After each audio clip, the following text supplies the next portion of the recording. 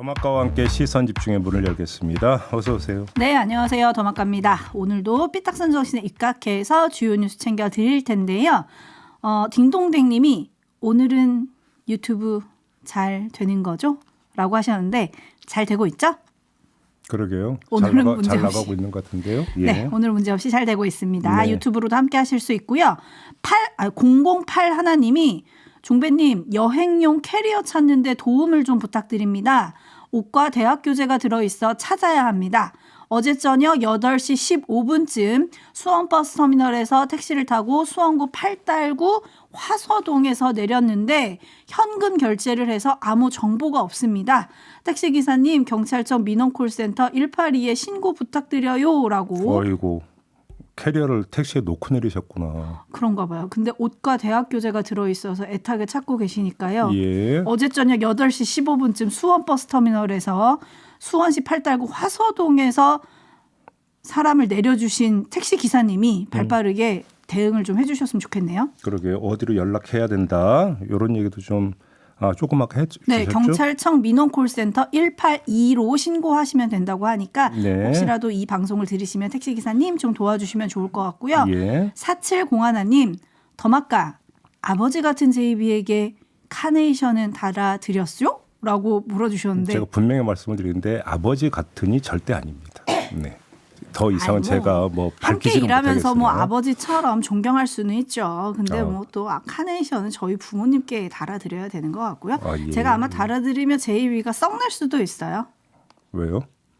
내 나이가 몇인데 이러시면서 썩내지 않으실까요? 자, 넘어가겠습니다. 네. 플라이트님이 좋아요 꾹 누르고 생방 들으러 왔습니다 라고 해주셨는데요. 감사합니다. 좋아요와 구독을 널리 누르시는 분들은 좋은 일이 많이 생기실 겁니다. 네. 자, 시작해볼까요? 시작해보죠. 제이비타임즈 오늘 주목할 첫 번째 뉴스 어떤 건가요? 어제 한일 정상회담이 있었습니다. 그 뒤에 공동 기자회견이 열렸는데요. 눈에 띄는 두 가지 발표가 있었는데 들어보시죠.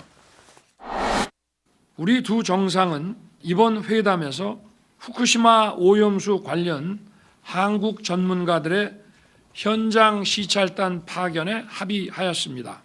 과학에 기반한 객관적 검증이 이루어져야 한다는 우리 국민의 요구를 고려한 의미 있는 조치가 이루어지기를 바랍니다. 저는 1998년 10월에 발표된 이란 공동선언을 포함하여 역사 인식과 관련된 역대 내각의 입장을 전체적으로 계승하고 있음을 명확하게 말씀드렸습니다. 이 같은 정부 입장은 앞으로도 흔들리지 않습니다. 저도 당시 어려운 환경 속에서 일을 하게 된 많은 분들이 힘들고 슬픈 경험을 하신 데 대해서 가슴 아프게 생각합니다. 네, 애초부터 이 두 개가 관심사였는데요. 어떻게 평가해야 될까요?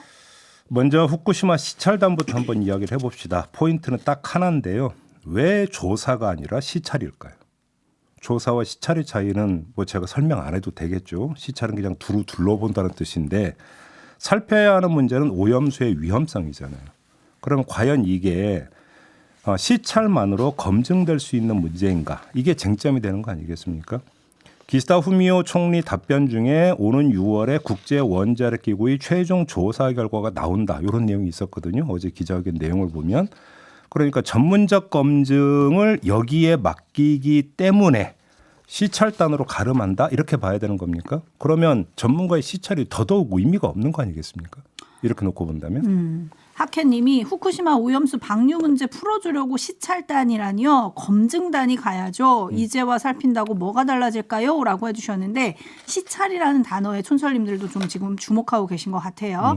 그런데 이 발표가 있고 나서 바로 일본 언론에서는 이달 23일에 한국 시찰단이 후쿠시마 원전을 방문한다. 이런 보도가 나왔습니다. 그러니까 오늘이 8일이니까 23일이면 이제 15일 남은 거잖아요. 그러니까요. 그래서 이제 어떻게 준비하느냐가 지금 문제인데 물론 전문가라고 하니까 어떤 기초 어떤 인식과 조사는 돼 있다고 이렇게 상정을 해야 되겠죠. 그래서 시점은 별로 그러니까 그렇게 어찌 본다면 중요한 문제가 아닐 수도 있다고 보는데 문제는 시찰 가지고 될 수 있겠느냐. 예를 들어서 삼중 수소 문제가 지금 제기가 되잖아요. 거기에 시찰로 지금 그 확인되고 검증될 수 있는 성질의 문제인가요? 이런 문제가 남는 건데 또 하나의 문제는 그러면 전문가 시찰단에 누구누구가 들어가느냐. 그렇죠. 그래서 국내 전문가들도 관점과 입장에 따라서 의견이 다를 수가 있는 거잖아요. 고로 안배가 되느냐의 문제가 또 앞으로 쟁점이 될 수가 있을 거거든요. 이 문제 잠시 후 2부에서 관련 인터뷰가 예정이 돼 있으니까 한번 풀어보도록 하겠습니다. 네, 그리고 또 하나 중요한 점을 또 지적해 주신 분도 계신데 HBYI님이 23일 하루요? 라고 해주셨는데 이게 그냥 일단 하루 먼저 가는 건지 그러면은 시차를 뭐 며칠을 하는 건지 이것도 조금 주목해서 봐야 되는 게 아닌가 싶긴 하네요. 검증이라고 한다면 오래 몰면서 이거저거 다 뒤져봐야 되겠지만 시찰이라면 그 위험한 후쿠시마 원전을 몇 날 며칠을 둘러보는 것도 문제 아니겠습니까? 시찰이라고 한다면 그렇지 않겠습니까? 이 정도로 하겠습니다. 네, 과거사 발언은 어떻게 봐야 될까요? 역대 내각의 입장을 계승한다는 건 뭐 귀에 딱지가 앉을 정도로 들었으니까 패스하고요. 새롭게 나온 표현이 어려운 상황에서 이러이러한 걸 느꼈다. 요 그 발언이 있지 않습니까? 근데 이게 좀 그 문제가 좀 있는 것 같은데요. 첫째, 과거사에 대한 표현은 가해 피해의 관계 속에서 나와야 하는 겁니다. 그런데 기시다 총리의 발언은 관조의 관점에서 나온 것이랍니다. 그리고 내용도 사죄가 아니라 연민 아닙니까? 연민? 그런 점에서 이 발언은 부적절하다. 두 번째, 기자회견 답변 과정에서 기시다 총리는 이게 개인적인 생각이라고 했습니다. 자, 일본 정부를 대표해서 하는 발언을 우리는 요구하고 있는 건데 개인적인 느낌, 개인적인 생각을 표명하는 게 도대체 무슨 의미를 갖고 있는 겁니까? 역사적으로. 그다음에 양국 관계 외교의 측면에서 그런 점에서도 부적절하다. 이중으로 부적절하다. 이런 말씀을 드리겠습니다. 네, 기시다 총리가 제 자신의 심정을 솔직하게 말씀드린 겁니다라고 기자들 질의응답할 때 이렇게 얘기를 했었죠. 근데 대통령실 관계자는 정상회담 뒤에 기자들과 만나서 소인수 회담 때 윤석열 대통령은 기시다 총리의 과거사 관련 언급을 듣고 한국이 먼저 요구한 바 없는데 먼저 진정성 있는 입장을 보여줘서 감사하다. 그리고 이것은 한일 미래 협력에 큰 도움이 될 거라고 생각한다. 고 말했다고 전했는데 윤석열 대통령은 조금 다르게 느끼신 모양이에요. 아니, 한국이 먼저 요구하지 않은 거가 문제인 거고요. 계속 이 자리에서 계속 말씀을 드리는 게 두 번째 진정성이 있다고 얘기를 했는데 기시다라고 한 어떤 그 자연인의 진정성이 여기서 무슨 의미가 있는 겁니까? 정부 입장이라면 또 몰라도요? 그러니까 제가 조금 전에 그 말씀을 드렸잖아요. 이게 얼마나 기만적 표현인지 다시 한번 말씀드릴까요? 어려운 환경 속에서 이 일을 하게 된 어려운이라고 하는 게 뜻하는 바가 뭡니까? 기시다가 이야기한 것 중에서 그다음에 힘들고 슬픈 경험? 이건 또 무슨 의미입니까? 강제 노동을 이야기하는 건데 힘들고 슬픈 경험이라고 하는 게 왜 나옵니까? 가슴 아프게 생각한다? 조금 전에 말씀드렸잖아요. 한 개인으로서 가슴 아픈 게 지금 우리에게 뭐가 그렇게 중요한 문제입니까? 그리고 그 어려운 환경에 그분들이 왜 가게 됐죠? 그러니까 그래서 말씀을 드리는 거예요. 어려운 환경이라는 게 강제로 끌고 가서 노동시켰으니까 어려운 환경 아닙니까? 그걸 얘기하라는 건데 이렇게 애둘러서 표현하는 게 과거 통석의 연매 그러니까 준하는 그런 표현이라고 봐야 되는 거 아닙니까? 그러니까요. 네. 촌철님들도 바로 그 점에서 좀 안타깝다. 이거는 사과가 아니다. 이승민이 개인적인 것을 강조하더만요. 라고 해주셨는데 이 부분도 조금 살펴봐야 될 것 같아서 잠시 후 2부에 저희가 다시 짚어볼 거고요. 근데 후쿠시마 수산물 있잖아요. 네. 그거 관련해가지고 기자들이 질문을 했거든요. 뭐 질문을 하도 여러 개 하다 보니까 답을 놓쳤을 수는 있는데 어쨌든 두 정상이 후쿠시마 수산물에 대해서는 명확한 답을 안 했단 말이죠. 그거는 자동 그 모드가 되는 거 아닙니까? 시찰단이 갔어요. 큰 문제 없다라는 결론을 내려요. 이어서 국제 원자력 기구도 큰 문제 없다라는 결론을 내린다고 쳐요. 그러면 후쿠시마 수산물 문제는 더 이상 문제가 안 되는 거 아닙니까? 아, 자동 모드 아닙니까? 그렇게 이해를 해야 되는 거 아닙니까? 그러니까 굳이 지금 언급할 이유가 뭐가 있습니까? 아 그렇군요. 네. 허허, 그렇군요. 알겠습니다. 넘어가겠습니다. JB타임즈 다음 주목할 뉴스 오디오로 먼저 만나보시죠. 더불어민주당 김남국 의원의 60억 원대 가상화폐 보유와 매각 논란에 대해 국민의힘과 김 의원의 공방이 이어지고 있습니다. 국민의힘이 집중적으로 문제를 제기하는 건 김 의원이 재작년 7월 가상자산에 대한 과세 시점을 유예하는 법안을 공동 발의하고 실제로 과세가 유예된 동안 보유하고 있던 코인 60억 원어치를 매각했다는 사실입니다. 정작 가상자산 과세 유예 법안에 공동 발의하게 된 배경과 본인이 법안의 소외자가 된 이해 충돌 지적에 대해서는 명확한 답을 내놓지 않았습니다. 이에 대해 김 의원은 몇백만 원 정도만 현금 인출해서 용돈으로 썼고 나머지는 다른 코인으로 전환했다고 반박했습니다. 김 의원은 또 자신의 행위가 문제가 된다면 다주택자 의원이 종부세 세율을 낮추자는 법안, 다자녀 의원이 다자녀 가정에 복지 혜택을 주는 법안을 발의하는 경우도 입법권이 과도하게 제한되는 문제가 발생한다고 주장했습니다. 국민의힘은 김 의원의 최초 투자자금 출처조차 의심스럽다며 김 의원을 윤리특위에 제소하거나 이 기회에 국회의원의 가상화폐 보유 여부를 전수조사하는 방안도 검토하겠다고 했습니다. 네, 지금 뉴스 리포트 잠깐 들어보셨는데요. 논란 지점이 여러 가지가 있습니다. 지금 뭐 뉴스 속에 이제 녹아 있는 것처럼 이해충돌 소지가 있는 거 아니냐 이런 지적도 나오고 있고 또 김남국 의원은 이거 검찰 언론 플레이 아니냐 이런 또 어떤 의심 어린 시선도 좀 던지고 있는 상황인데요. 이거는 보도를 많이 탔으니까 저는 다른 각도에서 두 가지 점을 좀 짚어보고 싶은데 먼저 확인을 해야 되는 부분이 이게 이제 최초 보도가 나온 게 5월 5일자 조선일보 보도였었거든요. 그렇죠. 그리고 다음 날 5월 6일 오후 5시 13분에 법률신문이 단독 보도한 게 있었습니다. 이게 금융정보분석원에서 의심거래로 해가지고 수사기관에 통보를 했는데 당시 검찰이 법원에 계좌영장을 청구했으나 기각됐다. 당시라고 했습니다. 당시. 네. 자, 이거에 기초해서 두 가지 이제 이해 안 되는 부분을 좀 짚으려고 하는데요. 첫 번째, 이상거래로 표현을 하든 의심거래로 표현하든 이게 수사기관에 통보된 경위와 이유를 좀 더 분명히 해야 될 필요가 있겠다. 왜 그러냐면 규정에 따르면 1,000만 원 이상의 거래 같은 경우는 금융기관에서 내지 거래소에서 금융정보분석원에 자동으로 통보하게 돼 있습니다. 그러면 금융정보분석원에서 이걸 봐가지고 이거 좀 이상거래로 의심된다고 하면 수사기관에 넘기는 시스템이거든요. 그런데 여기서 주목할 건 거래라고 하는 단어입니다. 왜 이 부분에 주목하냐면 조선일보 보도에서는 그러니까 2월 말 3월 초에 위미코인을 전량 인출해서 현금화하지 않았느냐는 의혹을 제기를 했거든요. 그런데 여기까지만 이루어졌다면 당연히 의심할 사안이 되겠죠. 그런데 김남국 의원은 어떤 점을 주장을 했냐면 이걸 인출한 후에 거의 대부분을 다른 거래소 지갑으로 옮겼다고 주장을 했습니다. 그러면 거래는 인출도 있지만 다시 넣은 것도 포함이 된다는 겁니다. 그러면 금융정보분석원 입장에서 한 거래소에서 이걸 인출한 것만 통보받은 게 아니라 다른 거래소에 이게 이제 다시 입금된 부분들도 마찬가지로 통보가 됐을 거 아니냐는 거죠. 금융정보분석원에. 그러면 여기서 빼서 여기에 넣었구나. 다 들여다봤을 거 아니냐는 겁니다. 그런데 왜 이상거래라고 의심을 했느냐가 사실은 짚어야 되는 포인트라는 겁니다. 수사기관에 통보를 해야 될 정도로 뭔가 이상 징후가 어디에 있었느냐라고 하는 것들이 지금 이야기가 돼야 되는데 지금 쏟아지고 있는 모든 보도를 다 종합을 해봐도 이게 지금 나오질 않고 있다는 겁니다. 이해되시죠? 네. 그러니까 물론 관례상 조금만 이상해도 그냥 일단 수사기관에 넘긴다라고 하는 부분이 있어요. 그런다 하더라도 조금이라도를 구상할 수 있는 부분이 있느냐가 지금 검증이 돼야 된다는 점이 한 가지고요.